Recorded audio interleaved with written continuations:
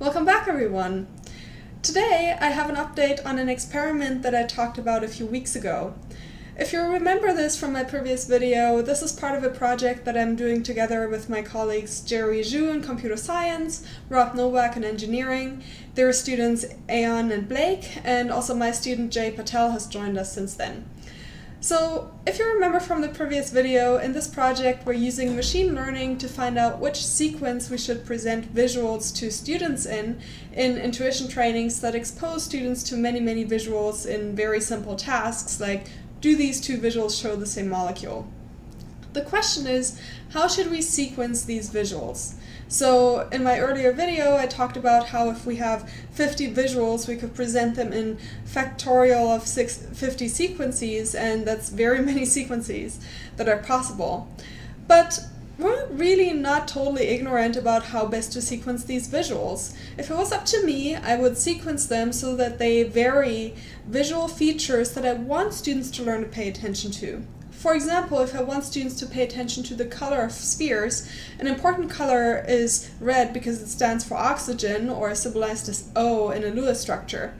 So I may give students examples where red and O co-occur and other features vary, and then perhaps I'll give them other examples where there's no red and no O.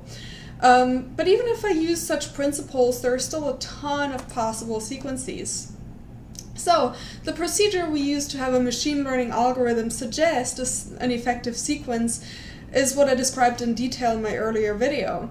And since then, we've done an experiment with 325 participants who were recruited via Mechanical Turk.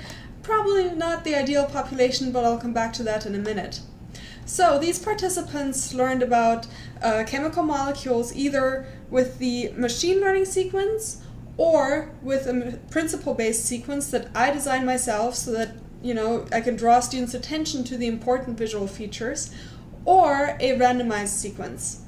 And we looked at students' performance before training, during the training, and then after training at a post-test.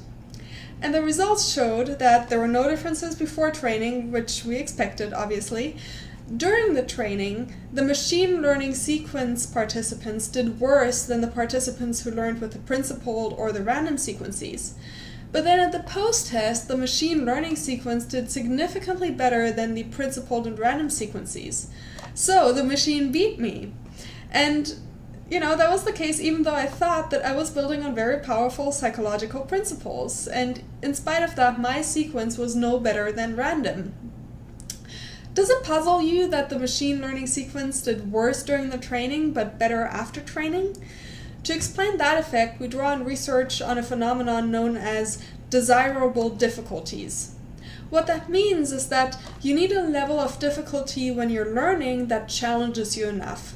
And that decreases your performance while you're learning, and it may make you look worse initially, but it actually leads to better learning outcomes later on. As an analogy, you can think of what you do when you lift weights.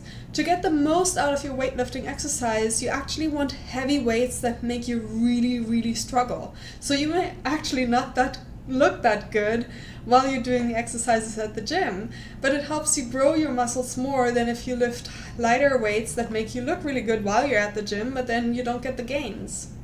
So in my mind, these results are really fascinating. The machine learning algorithm identified a sequence of visuals that is harder for participants but leads to higher learning outcomes at the post-test, and it was able to do that better than a trained psychologist like me. Now, like I said, the participants were Mechanical Turkers, so their motivation was to earn money more so than to learn chemistry. But we're just about to start a new experiment that will compare these sequences for actual undergraduate students enrolled in a chemistry course. And I'll keep you posted on those results too.